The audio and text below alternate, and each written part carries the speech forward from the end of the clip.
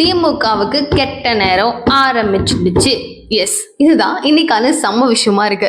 திமுகவுக்கு கெட்ட நேரம் அப்படிங்கிறது வேற லெவல் ஆரம்பிச்சிருச்சு. இதுக்கப்புறம் தமிழக வெற்றி கழகத்தினுடைய கொடி கரூர்லயும் பறக்க ஆரம்பிச்சிருச்சு அப்படிங்கிறது கூடுதலான சொல்லப்படுற ஒரு தகவல். உடனே தீபிகா, நீ என்ன இவ்வளவு நாள் அண்ணாமலை அப்படின்னு சொல்லிட்டு இருந்தா, எனக்கு என்ன விஜய்க்கு மாறிட்டியான்னு கேட்டீங்கன்னா கிடையாது.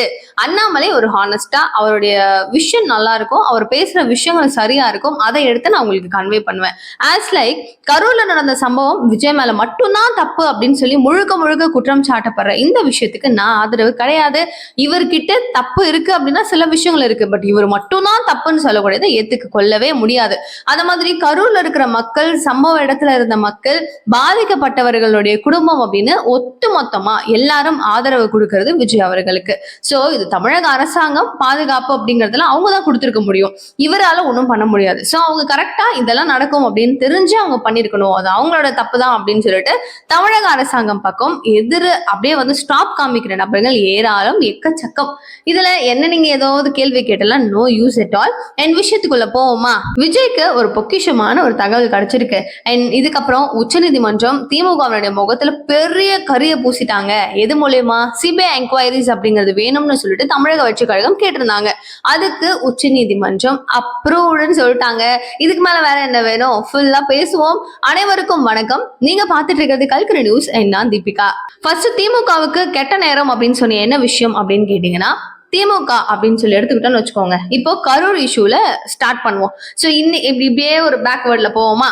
கரூர் இஷ்யூ ஒரு பெரிய ஒரு டிமாண்ட, ஒரு பெரிய ஒரு நல்ல மாதிரி ரொம்ப சும்மா தூங்கிட்டு இருந்தோம்னா சுரிஞ்சு விட்ட மாதிரி ஏன் பண்ணீங்கன்னு கேட்குற மாதிரி தமிழக வெற்றி கழகம் அவங்க பாட்டுக்கு ஒரு பிரச்சாரம் அப்படிங்கிறது பண்ணாங்க, போச்சு. அவங்க அப்படியே நடந்துட்டு இருந்துச்சுன்னு வச்சுக்கோங்க. எல்லாத்தையும் தாண்டி 41 டெத்து, 1-2 கிடையாது, 41 உயிர்கள் போயிருக்கு அப்படின்னா அது கரூர்ல தான். சோ இந்த கரூர்ல இவ்வளவு சம்பவங்கள் நடந்திருக்கு அப்படிங்கும் போது ஒட்டு மொத்தமா இந்த விஷயம் தமிழக வெற்றி கழகம் மேலதான் போகும் அப்படின்னு நினைச்சவர்கள் ஏராளம். ஆனா இது அரசை நோக்கி ஒரு பெரிய கேள்வியா போய் முடிஞ்சிருக்கு. இதுல சிபிஐ என்கொயரிஸ் எல்லாம் போடவே கூடாது அப்படிங்கிறதுல தெளிவா என்ன பண்ணிட்டு இருந்தாங்க, கோர்ட்லயே இருந்தாங்க. லைக் இவங்க ஒரு முடிவு திருப்பு அப்படிங்கறத கொடுத்துட்டாங்க. சிபிஐ என்கொயரிஸ் எல்லாம் பண்ண முடியாது. இப்பதான் வந்து ஒரு நபர் ஆணையம் அப்படிங்கிறது அருணா ஜெகதீஷன் பண்ணிட்டு இருக்காங்க. அடுத்து வந்து நம்ம ஸ்பெஷல் இன்வெஸ்டிகேஷன் டீம்லாம் ஒரு பக்கம் போயிட்டு இருக்காங்க. இதெல்லாம் நடக்கட்டும். ஆரம்ப நிலையில இருக்கிற காரணத்தினால சிபிஐ எல்லாம் போக முடியாது, அந்த மாற்றம் தர முடியாது அப்படின்னு சொல்லிட்டு கொடுத்துட்டாங்க. ஆனா இல்ல, இவங்க நம்மளுக்கு கொடுத்த தீர்ப்பு எல்லாம் வந்து நல்லா இருக்காது, நம்ம வந்து திரும்பவும் உச்சநீதிமன்றத்துக்கு மனு தாக்கல் பண்ணுவோம் அப்படின்னு சொல்லிட்டு இவங்க வந்து பண்றாங்க. அண்ட் சிபிஐ என்ன சொல்லிட்டாங்க, அவங்க வந்து 3 விஷயங்கள் சொல்லியிருக்காங்க.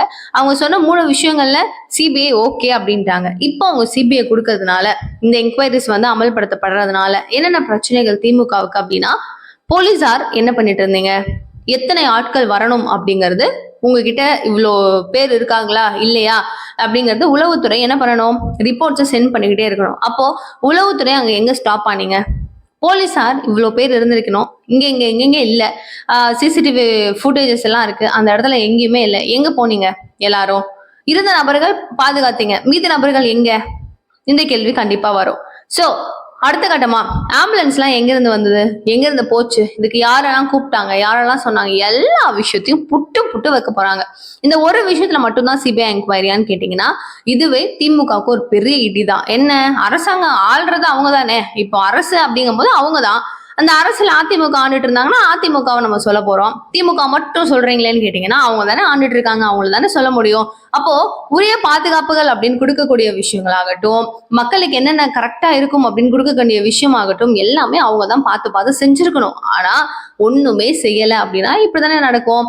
ஆதவர்ஜுனா சொல்றாரு, போலீசாருடைய ப்ரெஷர்ல தான் நாங்க வந்து இந்த ரோடையே நாங்க சூஸ் பண்ணோம், அவங்க தான் இதை எடுத்துக்கோங்க, இதான் பெட்டரா இருக்கும், அதெல்லாம் அப்படி இருக்கும் இப்படி இருக்கும்னு சொல்லிட்டு இந்த ரோடை எங்களை எடுக்க வச்சாங்க. நாங்க எக்ஸ்பெக்டே பண்ணலங்க, இவ்வளவு கூட்டம் ஒரே இடத்துல கூடி நின்னதுனால இந்த மாதிரி அடி தடி, இந்த லத்தியாலெல்லாம் அடிச்சதாகட்டும், கூட்ட நெரிசல், அந்த அலை மாதிரி போன ஃப்ளோ, அது எல்லாமே வந்து ஒரு ஆம்புலன்ஸ் திரும்பவும் உள்ள வருது அப்படிங்கும் போது தான் நடக்க ஆரம்பிக்குது கொஞ்சம் கொஞ்சமா.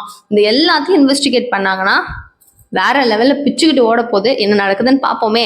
அடுத்த கட்டமா இப்ப இந்த சிபிஐ திரும்ப அஜித்தினுடைய வழக்கு, கொலை வழக்கு, அதாவது அந்த லாக்அப் டெத் நடந்துச்சு இல்லையா, அந்த விஷயத்த நோண்டிக்கிட்டே இருக்காங்க.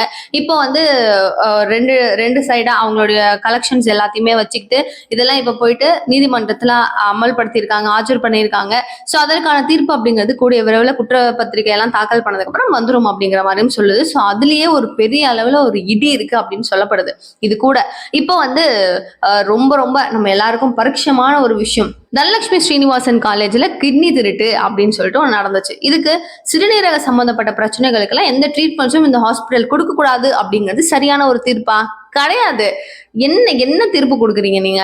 என்ன பண்றீங்க? அங்க என்ன நடந்துச்சு? கிட்டத்தட்ட 252 மக்கள் கிட்டத்தட்ட அவங்க அத்தனை பேர் பாதிக்கப்பட்டிருக்காங்க. அத்தனை பேருக்கு கிட்னி கிடையாது, எல்லாத்தையுமே எடுத்திருக்காங்க. அப்படின்னா என்ன அர்த்தம்? இவ்வளவு பேர் பாதிக்கப்பட்டிருக்கும் போது திரும்பவும் இந்த ட்ரீட்மெண்ட் மட்டும் பண்ணக்கூடாதுன்னு சொல்லிட்டு மீதி எதுக்காவது வந்து அவங்க எதையாவது பண்ணி திரும்பவும் எடுத்தாங்கன்னா என்ன பண்ண முடியும்? ஏதாவது பண்ண முடியுமா? இந்த இடத்துல இப்ப திமுகவை சார்ந்த நபர்கள் இருக்கிறாங்க. யாரு? திமுக எம்எல்ஏ கதிரவன் அவர்கள் அதுல இருக்காரு, அவரோட சம்மந்தப்பட்டிருக்காரு. இதெல்லாம் ஹாஸ்பிட்டல் எல்லாமே இவங்களுக்கு சம்மந்தப்பட்டிருக்குன்றதுனால ஒண்ணுமே இல்லாம ஹாஸ்பிட்டல் இழுத்து மூடாம அவங்க அந்த அளவுக்கு பொட்டன்ஷியலா ஒன்றும் பிரச்சனை இல்லை, நாங்க பாத்துக்கிறோம் அப்படின்னு சொல்லி அவ்வளவு அளவுக்கு சூப்பரா வச்சிருக்காங்க. தீர்ப்பு இதுதான் தீர்ப்பா? சரியான தீர்ப்பா? இது சிபிஐக்குள்ள போச்சுன்னா, அவங்க கரெக்டா என்கொயரி பண்ணாங்கன்னா அப்ப என்ன நடக்கும்? இடி ரைடு வரும். எங்க இருந்து இந்த ஃபண்டு வந்துச்சு, என்ன பண்ணீங்க, எதுக்காக இதெல்லாம் பண்ணீங்க அப்படின்னா அது நிறைய பேர் மாட்டுவாங்க. எவ்வளவு பேர் இதுல உள்ள இருக்காங்க. இதெல்லாம் என்ன சின்ன விஷயமா? 252 பேர்னா அப்பா. சோ இதுலயும் மாட்டுவாங்க. ஓகேவா?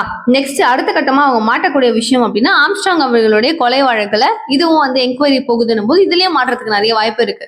ஏன்னா எல்லாருமே சொல்றதுதான், இது வந்து பொலிட்டிக்கல் சைட்ல நடந்த ஒரு கொலை தான். அது தானா வந்து யாரோ ஒரு வெஞ்சன்ஸ்ல ஒரு நபரால் நடக்கக்கூடிய விஷயம் இது கிடையாது. இந்த மாதிரி நிறைய விஷயங்கள் இருக்கு. இவ்வளவு என்கொயரிஸும் என்ன ஆகுது? அரசாங்கத்து மேல அப்படியே டைவர்ட் பண்ணி விடுற மாதிரி தான் நடக்க போகுது. இது எல்லாமே அதுவும் இந்த எலெக்ஷன் டைம் கொஞ்சம் கிட்ட நெருங்குற நேரத்துல இது எல்லாத்தையுமே நம்ம நம்ம ஸ்டேட் கவர்மெண்ட் கிட்ட இல்லாம சிபிஐ கையில மாறும்போது ஒரு பெரிய அளவுல நம்ம தலையீடு இல்லாம அவங்க கிட்ட போகும்போது ஒரு பெரிய அளவுல ஒரு மாற்றம், ஒரு பெரிய பெரிய அளவுல ஒரு இடி அப்படிங்கிறது திமுக அரசாங்கத்துக்கு கண்டிப்பா உண்டு. இனிமே உங்களுக்கு சாபக்கேடுதான் சொல்லக்கூடிய அளவுக்கு ஒரு மாற்றம் அப்படிங்கிறது இருக்கு. தமிழக வெற்றி கழகத்துக்கு ஒரு பொக்கிஷமான செய்தின்னு சொன்னீங்க, என்ன தீபிகான்னு கேட்டீங்கன்னா, எஸ் அப்சல்யூட்லி நான் சொல்லியிருந்தேன் இல்லையா, இவங்களுக்கு சிபிஐக்கு வேணும், என்கொயரி வேணும் அப்படின்னு சொல்லி கேட்டிருந்தாங்க.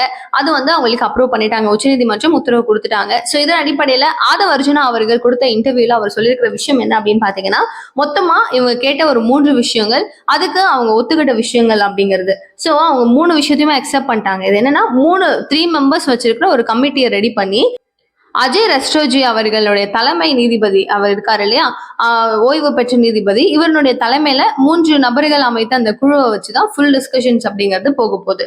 இந்த கமிஷன்ஸ் எல்லாத்தையுமே சுப்ரீம் கோர்ட் நேரடி பார்வையில மானிட்டர் பண்ண போறாங்க. அண்ட் தேர்ட் என்ன அப்படின்னா சிபிஐ என்கொயரி. இவங்க கேட்டிருந்தது அந்த சிபிஐ என்கொயரி தான். ஸோ அது வந்துச்சு அப்படின்னா மட்டும்தான் இந்த அவரை சொல்ற விஷயம், திமுக எங்களை ஒரு நல்ல வழக்கறிஞர்கள் கிடைக்க கூடாது அப்படிங்கறத தடுக்கிறதுல கூட அவ்வளவு முனைப்பா வேலை செஞ்சாங்க. எங்களுக்கு நல்ல ஆட்கள் கிடைக்க கூடாது, இதுக்காக நிறைய வேலை பார்த்தாங்க. ஸோ நாங்க எதையுமே மிஸ் பண்ணாம நாங்க கரெக்டா நாங்க மனு தாக்கல் பண்ணோம். முக்கியமான ஆள் அதுல நான் தான். எங்க தலைவர் அவ்வளவு ஃபீல் பண்ணாரு, இப்ப வரைக்கும் அவர் ஃபீல் பண்ணிட்டு இருக்காரு அப்படின்னா முழுக்க முழுக்க அந்த குடும்பங்கள் 41 குடும்பங்களையும் நம்ம தத்தெடுத்து வாழ்நாள் முழுசா வந்து டிராவல் பண்ணணும். அவங்கள வந்து போனோம், மலர் வளையம் கொடுத்தோம், இன்னைக்கு பணம் கொடுத்தோம், வந்துட்டோம் அப்படின்னு இல்லாம எண்டு ஸ்டேட் வரைக்கும் அவங்க கூடவே இருந்து நம்ம அவங்களுக்கு துணையா இருந்து நம்ம அவங்கள பாத்துக்கணும் அப்படிங்கிறதுல தலைவர் ரொம்ப உறுதுணையா இருக்காரு அப்படின்னு சொல்லிட்டு ரொம்ப நெகிழ்ச்சியோட அவர் சொன்னாரு. அண்ட் நாங்க வந்து இவ்வளவு நாள் அமைதியா இருக்கோம் அப்படின்னா ஊடகங்கள் எல்லாருமே ஒரு ட்ரையல் பேக் மாதிரி நாங்க தான் தப்பு அப்படின்னு சொல்லி எங்க பக்கம் திருப்பி விடுறதுக்கு பாத்துட்டு இருக்காங்க. இது எல்லாத்தையும் நாங்க அமைதியா பார்த்துட்டு தான் இருக்கோம், திருப்பி குடுப்போம் பாருங்கன்னு சொல்ற மாதிரி தான் ஆதவ அர்ஜுனா அவர்கள் சொல்லியிருந்தாரு. அண்ட் இதற்கான நீதி வரும், சீக்கிரமா வரும். அது என்ன வந்ததுக்கு அப்புறம் உங்களுக்கு எல்லாம் இருக்கு அப்படிங்கிற மாதிரி இருக்கு. சோ திமுக அரசாங்கத்தை மட்டும்தான் அவர் குற்றம் சாட்டி சொல்றாரு. எக்ஸ் எம்எல்ஏ ஒருத்தர் இருக்காரு, அவரை வந்து கையில வச்சுக்கிட்டு போலீசார் வந்து எங்களுக்கு ஒரு பெரிய அளவுல வரவேற்பு கொடுக்கும் போதே கரூர்ல எங்களுக்கு ஒரு டவுட் இருந்துச்சு. சோ இதுவே பெரம்பலூர்ல அங்க டிஜிபின்னு நினைக்கிறேன், அவங்க எல்லாம் வந்து அந்த அளவு சப்போர்ட் பண்ணி இவ்வளவு அளவுக்கு நீங்க இப்படி நடந்துக்கணும், அப்படி இருக்கணும் அப்படின்னு சொல்லிட்டு எங்களுக்கு நல்ல ஆதரவு கொடுத்தாங்க. ஆனா இங்க இவங்க அப்படி எங்களுக்காக பண்ணவே இல்லை. ஸோ எல்லா போலீஸும் நான் சொல்லலை, பட் மீதி இந்த போலீஸ், கரூர் போலீஸ் எல்லாருமே முழுக்க முழுக்க இதெல்லாம் நடந்ததுக்கு அவங்க தான் காரணம், அரசாங்கம் தான் காரணம், திமுக எக்ஸ்-எம்எல்ஏ தான் காரணம் அப்படிங்கறத சொல்லிக்கிட்டே இருக்காரு. இன்னும் என்னெல்லாம் ஆதாரம் வந்ததுக்கு அப்புறம் என்ன பேசுவாருன்றதை பார்ப்போம். அண்ட் இவருடைய பொக்கிஷமான இன்னொரு செய்தி என்ன அப்படின்னு கேட்டீங்கன்னா, தமிழக வெற்றி கழகத்தினுடைய தலைவர் விஜய் வீட்டுல இருக்காரு, ஒளிஞ்சே இருக்காரு, சும்மாவே இருக்காரு, ஒண்ணுமே பண்றது இல்ல. இந்த மாதிரி குற்றச்சாட்டுகள் வரும் நேரத்துல கள நிலவரம் என்ன, நம்ம கரூர் இஷ்யூ முன், கரூர் இஷ்யூக்கு பின் அப்படின்னு 2 வாரியா எல்லா கட்சிகளுடைய செயல்களையும் பிரிக்கலாம். ஸோ இப்படி இருக்கிற சினாரியோல கரூர்ல நம்மளுடைய நிலவரம் என்ன, தமிழக வெற்றி கழகத்தினுடைய நிலவரம் அப்படின்னு சொல்லி பார்த்தா, ஆதவர்ஜுனா அவர்களே சொல்ற விஷயம், கிட்டத்தட்ட 27% வாக்கு வங்கி அப்படிங்கிறது அங்க இருக்கு. ஸோ அந்த ஓட் பேங்கை நம்ம கொஞ்சம் காப்பாத்திக்கணும் அப்படிங்கிறது புரியுது. இப்போ தனித்து தான் நிக்க போறாரா இல்ல அதிமுக கூட கூட்டணியா அப்படிங்கிற ஒரு கேள்வியும் கூட இருக்கு. சோ நம்ம முன்னாடியே சொல்லியிருந்தோம், ஜான் ஆரோக்கியசாமி அவர்கள் இருக்கிறதுனால பாஜக கூட இவர் இணைவாரா அப்படின்னு கேட்டீங்கன்னா ஒரு பெருத்த சந்தேகம் தான். சோ ஆஸ் யூஷுவல் காங்கிரஸ் கூடயா அப்படின்னு கேட்டீங்கன்னா அவர் கொடுத்த ஆஃபர் இவருக்கு வேண்டாம் அப்படின்னு சொல்லிட்டு புறக்கணிச்சுட்டாராமா. இதுல திமுக கூட போவாரா? சத்தியமா வாய்ப்பு கிடையாது. இதுல ஒரே ஒரு ஆப்ஷன் நாம் தமிழர் கட்சி நோ. இதுல ஒரே ஒரு ஆப்ஷன் என்னவா இருக்கு? அதிமுக தான். சோ அதிமுக கூட இவர் இணையணும், இவர் கூட்டணி வைக்கணும் அப்படின்னா இவருக்கான கிரிட்டேரியாஸ் எப்படி இருக்கும், இவர் போவாரா போக மாட்டாரா அப்படின்னு சொல்லி கேட்கும்போது போனா நல்லா இருக்கும். ஏன் இதை நான் சொல்றேன்னா, ஒரு இவரோட எக்ஸ்பீரியன்ஸ் அப்படியே இன்னொரு நபரை எக்ஸ்பீரியன்ஸ் பண்ணியிருக்காரு. ஆஸ் யூஷுவல் இவர் என்ன பண்ணிட்டு இருக்காரோ, என்ன ஃபேஸ் பண்றாரோ, இந்த இந்த மாதிரி நிறைய விஷயங்கள் கம்பேரிட்டிவ்லி ஃபீல் பண்ண ஒரு நபர் அப்படின்னு பாத்தீங்கன்னா பவன் கல்யாண். அவரை மோஸ்ட்லி உங்களுக்கு தெரியும், தெலுங்குல விஜய் வந்து தமிழ்ல எப்படி ஸ்டாரோ அது மாதிரி தெலுங்குல அவர் ஒரு பெரிய ஸ்டார். ஆஸ் கம்பேரிட்டிவ்லி இவங்க 2 பேரும் சேம் கேடர்னு வச்சுக்கோங்களேன். இவருக்கு எப்படி ஆதரவாளர்கள் இருக்காங்க, இவருக்கு எப்படி வந்து ரசிகர்கள் பட்டாளம் இருக்காங்க, இதே மாதிரி தான். அண்ணா நீங்க நில்லுங்கண்ணே, நீங்க நிக்கிறீங்க, உங்களுக்கு நாங்க ஹெல்ப் பண்றோம், நீங்க தான் ஜெயிக்கிறீங்கன்னு சொல்லிட்டு உசுப்பேத்தி ஜனசேனான்னு ஒரு பார்ட்டி ஒண்ணு, அதாவது ஒரு கட்சியை தொடங்கிட்டு நீங்க தனிச்சுதான் நிக்கணும் அப்படின்னு சொல்றாங்க. இவர் எப்படி செலவு பண்ணி மாநாடெல்லாம் நடத்துறாரோ அதே மாதிரி இவரு அவ்வளவு செலவு பண்ணி நடத்துறாரு. அவ்வளவு க்ரௌடு, இவரு மாதிரியே அவருக்கும் அவ்வளவு க்ரௌடு கொடுத்து எக்கச்சக்க பேர் வராங்க. ஆனா நீங்க யாரு கூடயும் சேரக்கூடாதுன்னா கூட்டமே நம்மளுக்கு தேவையில்ல, நீங்க நிக்கிறீங்க, ஜெயிக்கிறீங்க, முதலமைச்சர் ஆவறீங்க அப்படின்னு சொல்லிட்டு மனுஷன் பண்ணாத பில்டப் கிடையாது. அதாவது மனுஷனுக்கு பண்ண பில்டப் கிடையாது, அவ்வளவு பண்ணானுங்க. பண்ணிவிட்டு கடைசியில நடந்த விஷயம் என்ன? ஒரே ஒரு seat, not even a single seat. அவர் நின்ன தொகுதியில அவரே ஜெயிக்கல. அந்த மாதிரி மொக்க பண்ணி விட்டாங்க, அவருக்கு ஒண்ணுமே இல்லாம போயிடுச்சு. சோ பிரஸ்ஸ பார்த்து கேள்வியா கிழிச்சு விடுறாரு. என்ன கேக்குறாரு? ஏன்னா உங்கெல்லாம் நம்பினே இப்படி கழுத்து அறுத்து விட்டீங்களே, எப்படி உங்கெல்லாம் நம்பி என்ன பண்றது? இவ்வளோ பேசுனீங்க அண்ணா அண்ணா அண்ணா அண்ணான்னு, ஒண்ணுமே நான் நின்ன தொகுதியிலே நான் ஜெயிக்கலையா, அப்ப என்னதான்டா எனக்காக அப்படி பண்ணீங்களேடா நீங்களாம் அப்படிங்கிற மாதிரி ஒண்ணுமே இல்லாம பண்ணிட்டீங்களேன்னு சொல்லிட்டு அப்பதான் அவருக்கு புரியுது. அப்ப மக்கள் நம்புறது வேஸ்ட். நம்ம அவங்களுக்கு செய்யணும், அக்செப்ட் பண்ணுவாங்க. கண்டிப்பா நம்ம நல்லது செஞ்சோம் அப்படின்னா அக்செப்ட் பண்ணுவாங்க. பட் அந்த லாஸ்ட் ஒரு டைம் இருக்கும்ல, ஐயோ தேர்தலில் நம்மளுக்கு இவங்க இந்த கட்சி அந்த அவ்வளவு கொடுக்குதா, அந்த கட்சி இவ்வளவு கொடுக்குதா, நம்ம ஓகே பாத்துக்கலாம் அவ்வளவு சரி ஓகே, நம்ம அந்த டைம்ல மனசு மாற்றம் அப்படின்னு ஒண்ணு இருக்கும். பட் இவங்க வந்தா நல்லா இருக்கும் அப்படிங்கிற ஒரு நம்பிக்கை நம்ம கொடுத்துட்டோம்னா கண்டிப்பா இந்த கட்சி ஓகே இதுதான் நல்லது, எப்பவுமே நம்ம நல்லது பண்ணோம், இந்த கட்சி வந்துருச்சுன்னா நம்ம தான் பார்த்தோம்ல நடுவுல எப்படி இருக்குன்னு, ஓகே இது வேண்டாம் அப்படிங்கிறது மக்களுக்கு புரியும். அங்க நம்ம கம்பேரிட்டிவ்லி பார்க்க முடியும். லைக் ஜெகன்மோகன் ரெட்டி அவர்கள் வந்துட்டு ஒய்எஸ்ஆர் அப்படின்னு சொல்லிட்டு ஒரு பார்ட்டி உள்ள வருது. உள்ள வந்ததுக்கு அப்புறம் அங்க ஒரு பெரிய கஷ்டம், நிறைய பேர் வந்து மொத்தமா இந்த அசம்பிளியே வந்து வீட்லயே வச்சு பண்ணிட்டு இருந்தாராம். அந்த மாதிரி நிறைய குற்றச்சாட்டு அப்படிங்கிறது ஒட்டு மொத்தமா இருந்தது. இப்போ இவரான்னு வரும்போது இவரை வந்து எங்கேயும் விட மாட்டாங்க போல இருக்கு. சந்திரபாபு நாயுடு கட்சி சிறப்பான ஒரு கட்டமைப்பு, இவங்கதான் நல்லா இருக்கும் அப்படின்னு சொல்லிட்டு இவரை வந்து லாயல் ஆக்கிருவாங்க எனக்கு தெரிஞ்சு. சோ இப்ப அந்த கட்சிக்கு ஓட்டு போறதுங்கிறது குறைவா இருக்கும். சரி ஓகே 2 கட்சியில choose the best, okay TDP இவரு கூட போயிடலாம் நம்ம அப்படின்னு சொல்லிட்டு ஜனசேனா பார்ட்டி வச்சிருக்கிற பவன் கல்யாண் என்ன பண்றாரு, வராரு. சந்திரபாபு நாயுடுடைய கட்சி என்டிஏ அலையன்ஸ்ல இருக்கு, அவங்க கூட்டணியில இருக்கு. சரி ஓகே சார், நான் உங்க கூட கூட்டணி அமைக்கிறேன், எனக்கு எத்தனை சீட் கொடுப்பீங்க, மொத்தம் எத்தனை கான்ஸ்டியூஷன் 174 என்னவோ நினைக்கிறாங்க ஆந்திரால. சோ அத்தனையில சரி ஓகே உனக்கு 21 கான்ஸ்டியூஷன் உனக்கு கொடுத்துறேன், 21 தொகுதியில நீ நிக்க போற ஓகே அப்படின்னு சொல்லி பார்த்தா வின் பண்றது எவ்வளவுன்னு பார்ப்போம். ஏன்னா திரும்பவும் இவருடைய அலையன்ஸ்ல வந்ததுக்கு அப்புறம் நல்ல பிரச்சாரம் நடக்குது, நல்ல போகுது, அதே மாதிரி நல்ல ஒரு ஃப்ளோ போகுது. எத்தனை ஜெயிச்சிருப்பாருன்னு நினைக்கிறீங்க? ஒரு 10, ஒரு 20, ஓவரா போயிடக்கூடாதுல்ல, 10, 15, 20, 21 இவ்வளவுதான் திப்பிக்கான்னு கேட்டீங்கன்னா 21 சீட்டுங்க. 21 சீட் கொடுத்ததை 21 அவர் ஜெயிச்சிட்டாரு. கையில எத்தனை பேர் இருக்காங்க? 21 எம்எல்ஏஸ் இருக்காங்க. தலைவன் யார் இப்போ? Deputy CM of Andhra Pradesh. சூப்பர்ல. இந்த விஷயம் பார்க்கும்போது எனக்கு தோணுச்சு, சே நம்ம விஜய் இது ஒன்னும் அரசியலுக்கு புதுசா வரணும், நிறைய பேர் வரணும்னு நம்ம ஆசைப்படுறதுல தப்பு கிடையாதுல்ல. நிறைய பேர் வரட்டுமே, என்னென்ன பண்றாங்கன்னு பாப்போமே. இன்னைக்கு அவர் ஒழுங்கா இல்லைன்னா அடுத்த வாட்டி நம்ம ஓட் பண்ண போறது இல்லைல்ல, ஓடி போயிடு ஒழுங்கா அப்படின்னு சொல்லி துரத்தி விட்டுற போறோம் நம்மளே. கரெக்டு தானே? சோ ஒரு நபர் புதுசா வராங்கன்னா ஆதரிக்க வேண்டியது. நானே தான் இருக்கணும் அப்படின்னு நினைச்சா முடியாது. இனிமே ஒரு ஜென்ரேஷன் அப்படியே அழிய ஆரம்பிச்சிடும்ல. போயிட்டு அவங்க முடிஞ்சிருவாங்க. அடுத்து அவங்களுடைய ஆதிக்கமே அவங்களுடைய இதுவே இருக்குமான்னு கேட்டா கிடையாது. இப்போ நம்ம நல்லா டு பி ஃப்ராங்க், புரட்சி தலைவி அம்மா இருக்கும் போது இருந்த அந்த கட்டமைப்பும் அந்த கம்பீரமும் அதிமுகவுக்கு இன்னைக்கும் இருக்கான்னு கேட்டீங்கன்னா கிடையாது. கொண்டு வரணும்னு முயற்சி பண்றதுல எடப்பாடியார் தோத்து போகல. ஆனா அந்த அளவுக்கான ஒரு பிம்பம், அந்த அளவுக்கான ஒரு கட்டமைப்பு, கம்பீரம் அப்படிங்கிறது இல்ல. டு பி ஃப்ராங்க், அதுதான் உண்மை. சோ இந்த நேரத்துல இப்ப அதிமுக தமிழக வெற்றி கழகம் 2 பேரும் கூட்டணி அப்படின்றத அமைச்சாங்கன்னா கண்டிப்பா மாசான வெற்றிங்கிறது இருக்கும்.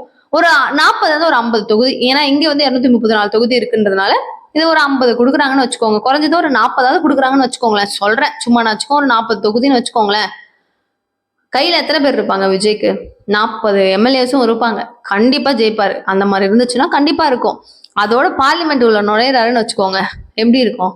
அப்பா, அத்தனை பேர் அத்தனை எம்எல்ஏஸோட உள்ள போறாருன்னா சூப்பரா இருக்கும், வேற மாதிரி இருக்கும். கேள்வின்றது கிழிக்கலாம், எக்கச்சக்கமா பேசலாம், நிறைய விஷயங்கள் நடக்கும். பார்ப்போம் என்ன நடக்க போகுதுன்னு, என்ன செய்ய போறாங்கன்னு பார்ப்போம். அண்ட் அகைன் திரும்பவும் சொல்றேன், எஸ்ஐடி ஸ்பெஷல் இன்வெஸ்டிகேஷன் டீம் அப்படிங்கிற விசாரணை குழுவுக்கு எதிராக தமிழக வெற்றி கழகம் தொடர்ந்த வழக்குக்கு உச்சநீதிமன்றம், அதாவது சிபிஐ என்கொயரி வேணும் அப்படின்னு சொல்லி கேட்டிருந்தாங்க. அதுக்கு அப்ரூவ் பண்ணிட்டாங்க, உத்தரவு ஒன்று பிறப்பிச்சுட்டாங்க. அண்ட் தமிழக வெற்றி கழகத்தினுடைய பாதை இதுக்கப்புறம் என்னவா இருக்கும், என்ன மாதிரியான தீர்ப்புகள் வரப்போகுது அப்படிங்கிறதெல்லாம் பொறுத்திருந்து பார்ப்போம். அண்ட் உங்களுக்கு நிகழ்கால நிகழ்வுகள் எல்லாத்தையும் உடனுக்குடன் தெரிஞ்சுக்கணும் அப்படின்னு நினைச்சீங்கன்னா சேனலை சப்ஸ்கிரைப் பண்ணிக்கோங்க. Thank you so much for watching this video. Bye.